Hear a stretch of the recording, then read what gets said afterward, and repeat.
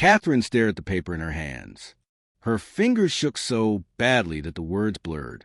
The doctor had just told her something impossible, something that made her stomach feel like it was falling through the floor. Her son Elijah wasn't really her son. Well, he was her son. She had raised him for 7 whole years. She had kissed his scraped knees. She had taught him to tie his shoes. She had held him when he cried during thunderstorms.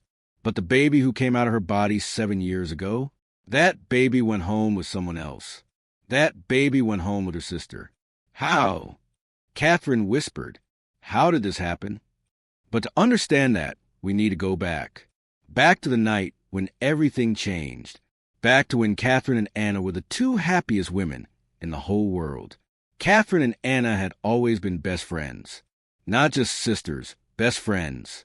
The kind who shared secrets, clothes, and dreams. The kind who finished each other's sentences and laughed at the same jokes. When they were little girls, they promised each other something special. Let's do everything together, Anna had said, holding up her pinky finger. Forever and ever. Catherine locked her pinky with Anna's. Forever and ever, she agreed. And they really did try to do everything together. They went to the same college. They got married in the same year. Catherine to a kind man named Daniel, and Anna to a funny man named Marcus. They even bought houses on the same street in a cozy town called Maplewood. But the most amazing thing happened when they both got pregnant at almost the exact same time. Can you believe it? Anna squealed, hugging her sister tight. Our babies will grow up together. They'll be best friends just like us.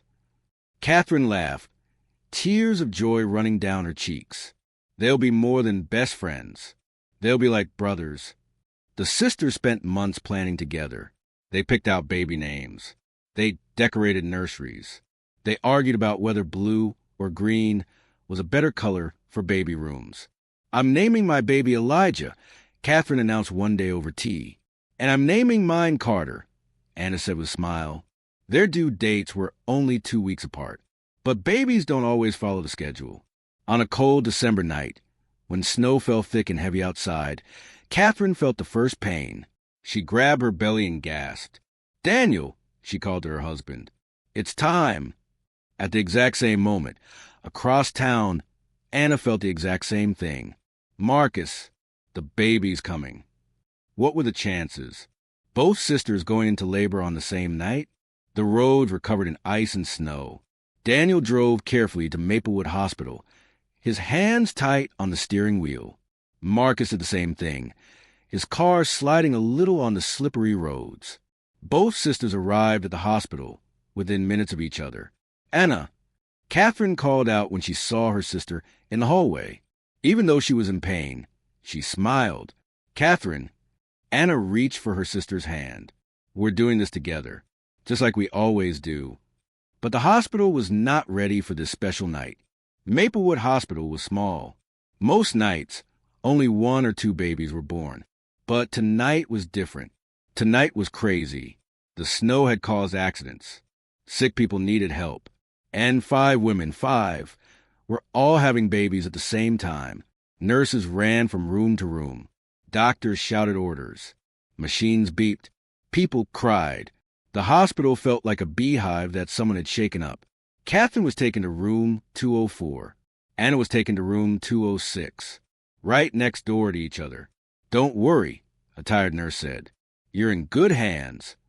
But the truth was, everyone was exhausted and confused. There were too many babies being born, too much happening at once. Catherine's baby came first at 11:47 at night. A beautiful boy with tiny fingers and a loud cry. Elijah, she whispered, holding him close. My sweet Elijah. Anna's baby came next at 12:15 in the morning. Another beautiful boy, also with tiny fingers and a sweet cry. Carter, she said, kissing his little head. My precious Carter. The nurses took the babies to clean them and check them. They put tiny bracelets on their little wrists with their names written on them. But here's where the terrible mistake happened. The hospital had just gotten a new computer system, a system that was supposed to make things easier. But that night, with so many babies and so much chaos, the system got confused. A tired nurse picked up one baby. Then another. She looked at the bracelets. She looked at the computer screen. The screen flickered. The names seemed to dance around. She put baby A in one rolling crib. She put baby B in another rolling crib. But she mixed them up. She rolled one baby back to room 204, to Catherine. She rolled the other baby back to room 206, to Anna. Nobody noticed. Nobody checked. Everyone was too busy, too tired, too stressed. Catherine looked down at the baby in her arms. He had the hospital bracelet that said, Elijah. So she believed he was Elijah. She loved him instantly with her whole heart. Anna looked down at the baby in her arms. He had the hospital bracelet that said Carter, so she believed he was Carter. She loved him just as much. The next morning, the sisters took their babies home. They stopped to hug each other in the parking lot, wrapped in warm coats against the cold. We did it, Catherine said, rocking baby Elijah. We're moms now, Anna said, kissing baby Carter's head. Forever and ever, they said together, just like they had when they were little girls. But neither sister knew the truth. The baby Catherine was holding, the one she called Elijah, was actually Anna's biological son.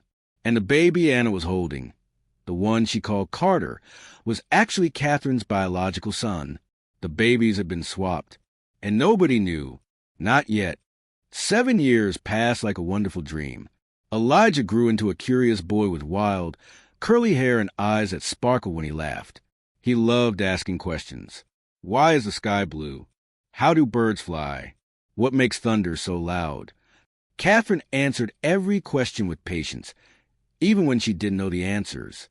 Carter grew into a quiet boy with straight brown hair and a gentle smile. He loved books more than anything. He could sit for hours reading stories about dragons and knights. Anna would find him under blankets with a flashlight, lost in another world. The two families stayed close, just like the sisters had always planned. Every Sunday, they had dinner together. Every summer, they took vacations to the beach. Every holiday, they celebrated as one big family. Look at our boys, Catherine said one Sunday, watching Elijah and Carter play in the backyard. They're best friends, just like we dreamed. Anna smiled, just like we are. But sometimes, Catherine noticed something strange. Elijah didn't really look like her. Or Daniel.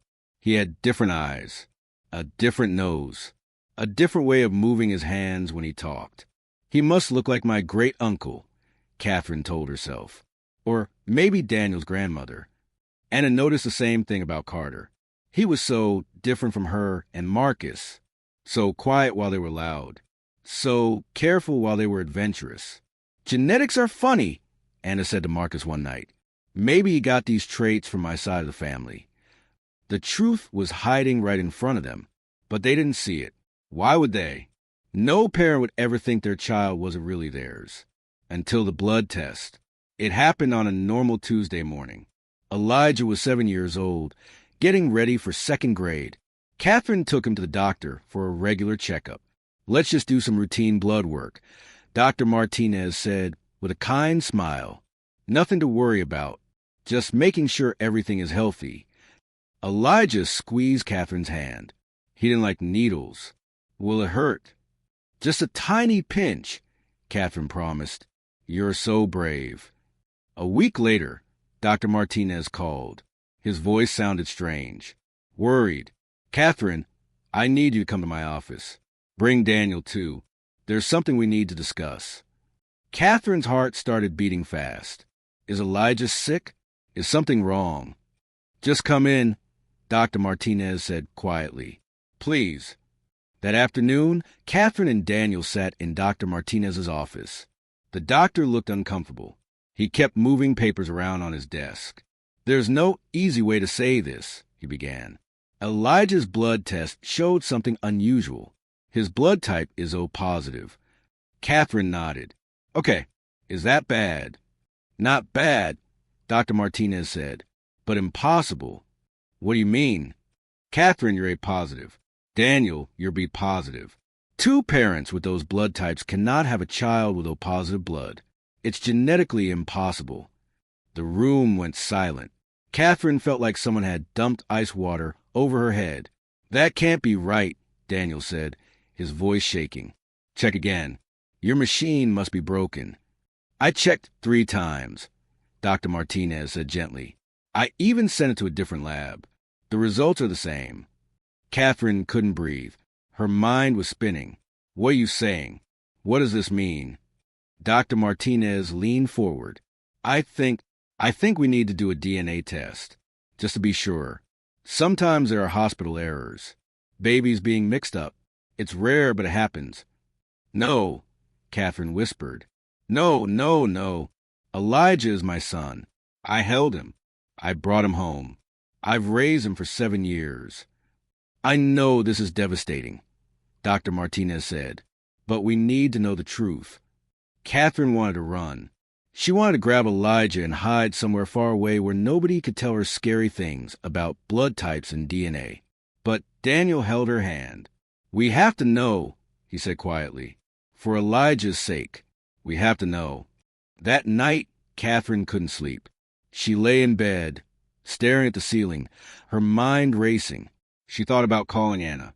But what would she say? Hey, sister, I think there might be something wrong with Elijah. Something impossible. No, not yet. Not until she knew for sure. The DNA test took 2 weeks. 2 weeks that felt like 2 years. Catherine watched Elijah every day, memorizing everything about him. The way he laughed, the way he hummed while he drew pictures, the way he always saved the chocolate chips in his cookies for last. I love you, she told him every night, holding him extra tight. So much. I love you too, Mom, Elijah said, yawning. Why are you being so huggy? Because you're the best boy in the whole world, Catherine whispered. When Dr. Martinez called again, Catherine knew. She could hear it in his voice. The DNA test confirms it, he said. Elijah is not your biological son. The words hit Catherine like a truck.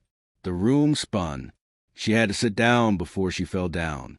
But there's more, Dr. Martinez continued. Because this seemed so unusual, I contacted Maplewood Hospital. I asked them to check their records from 7 years ago, from the night you gave birth. Catherine's hands were shaking so badly, she could barely hold the phone. Your sister Anna gave birth the same night. Her son Carter. I suggested she bring Carter in for blood work too. Catherine gasped. No, please no. Catherine, Dr. Martinez said softly. Carter's blood type doesn't match Anna's either. We ran his DNA too. Silence. Long, terrible silence. The babies were switched, Dr. Martinez finally said. Elijah is Anna's biological son, and Carter is yours. Catherine dropped the phone. She fell to her knees on the kitchen floor. A sound came out of her that didn't even sound human. A wail of grief and shock and disbelief. Daniel ran in. What? What happened? Catherine couldn't speak. She just sobbed, her whole body shaking. How could this be real? How could this be happening? Elijah, her Elijah, the boy she had raised, the boy she loved more than her own life, wasn't hers. He belonged to Anna. And Carter, sweet, quiet Carter, who she loved like a nephew, was her biological son, the baby who came from her body, the baby she should have raised. Across town, at the exact same moment, Anna was on her knees too. Marcus was holding her as she cried. They had just gotten the same devastating news. The 2 sisters, who had done everything together their whole lives, were now connected by the most horrible, shocking secret imaginable. Their babies had been swapped. For 7 years, they had been raising each other's children, and now they knew the truth. Catherine and Anna sat across from each other at Catherine's kitchen table. Neither of them had slept. Their eyes were red and swollen from crying. For the first time in their lives, they didn't know what to say to each other. How do we fix this? Anna finally whispered, how do we make this right? Catherine shook her head. I don't know. I don't think there is a way to make it right. The silence was heavy. Outside, they could hear Elijah and Carter playing in the backyard. The boys had no idea that their whole world was about to change. Some people would sue the hospital, Anna said quietly. Take them to court. Make them pay for this mistake. Money won't change anything, Catherine said, her voice breaking. Money won't give me back the baby I should have raised. Money won't erase 7 years. Anna reached across the table and grabbed her sister's hand. What if... She stopped, took a deep breath. What if we switched them back? Give them to their real families? Catherine pulled her hand away like Anna had burned her. Real families? Real families? I am Elijah's real family. I've been his mother for 7 years. I know his favorite song. I know he's afraid of the dark. I know he hates broccoli but loves carrots. And Carter is your biological son.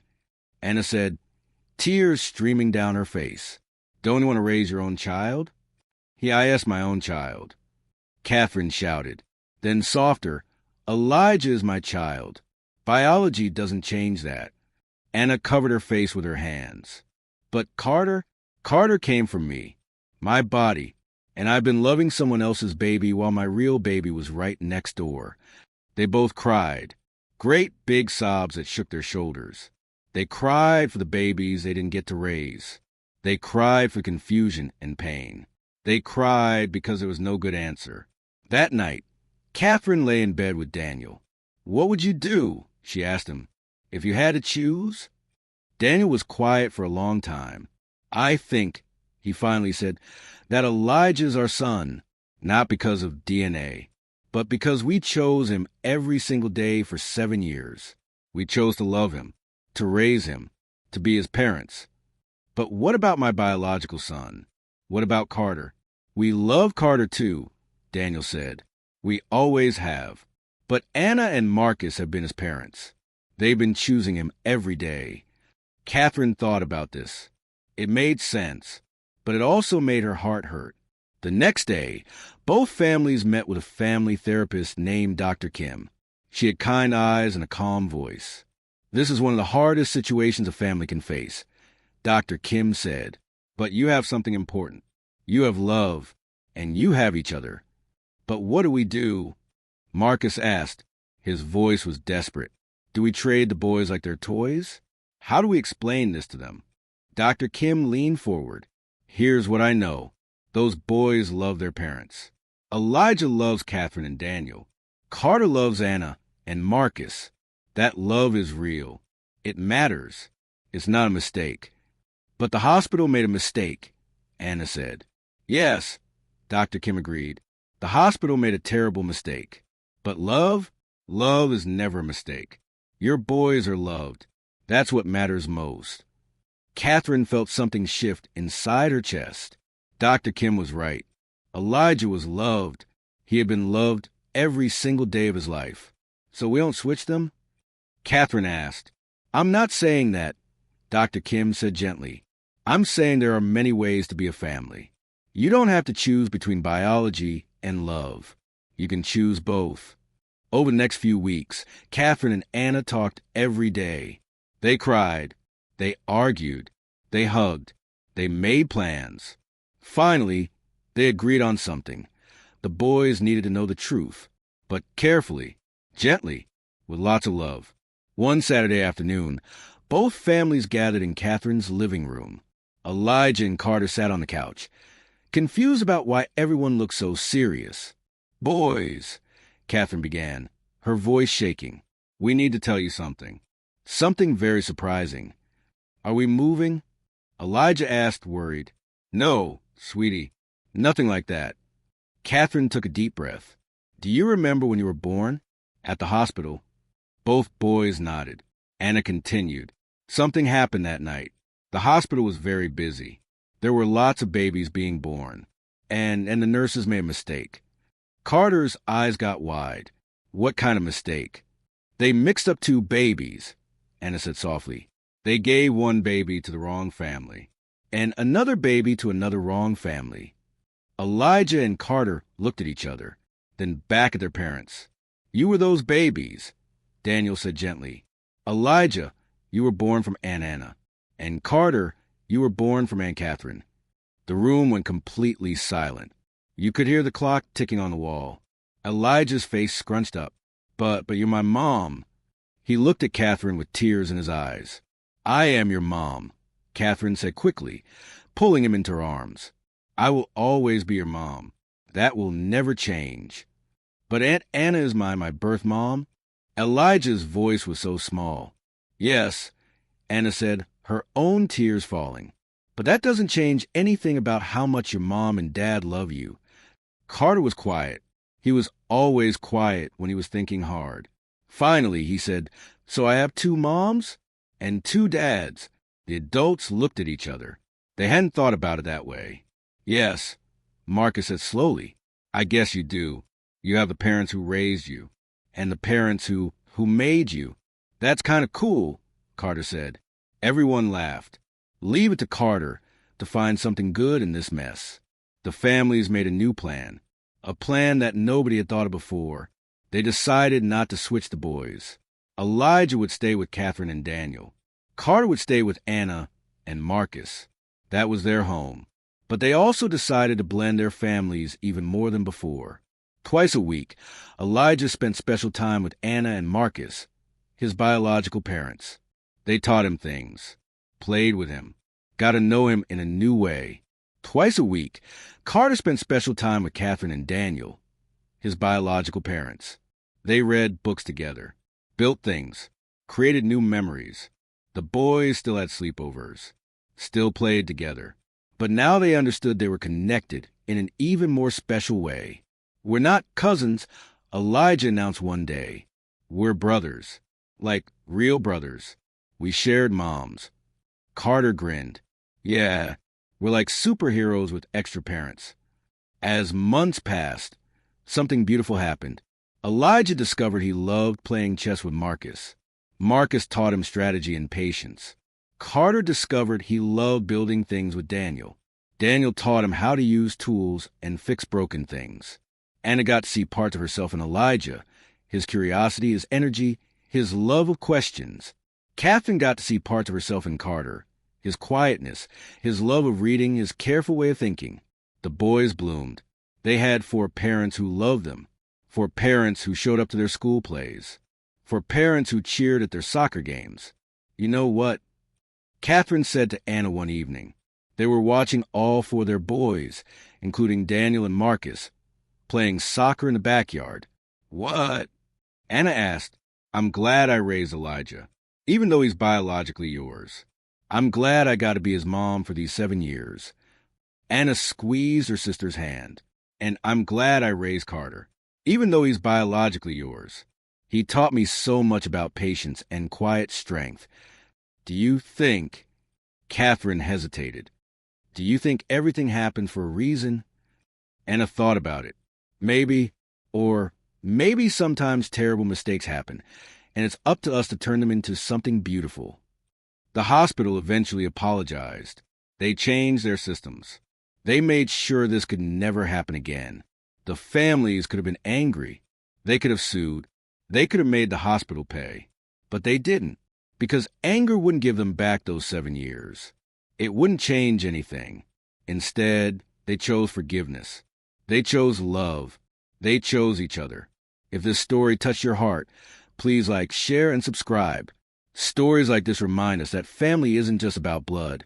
It's about love, sacrifice, and choosing each other every single day. Share this with someone who needs to hear this message of hope and resilience. Hit that subscribe button to hear more incredible true stories that will restore your faith in the power of love. Years later, when Elijah was 13 and Carter was 13, someone asked him, "Who are your real parents?" Elijah didn't even hesitate. "All of them. Mom, Dad, Aunt Anna, and Uncle Marcus. They're all real." Carter nodded. "We're lucky. Most kids have 2 parents. We have 4. And that was the truth. They were lucky, not because of the mistake, but because of how their families handled it. They could have been torn apart. They could have fought in courts. They could have forced the boys to choose. Instead, they chose something harder, something braver, something more beautiful. They chose to love bigger, to expand their hearts instead of dividing them, to create a family that was twice as big, twice as strong, and twice as full of love. Catherine and Anna kept their pinky promise from when they were little girls. They did everything together, forever and ever. including raising each other's sons. And in the end, that made all the difference. The two boys, one switched by accident, now brothers by choice, grew up knowing something that many people never learn. That love is not about biology or blood or who gave birth to whom. Love is about showing up. Love is about choosing. Love is about staying, even when things get hard.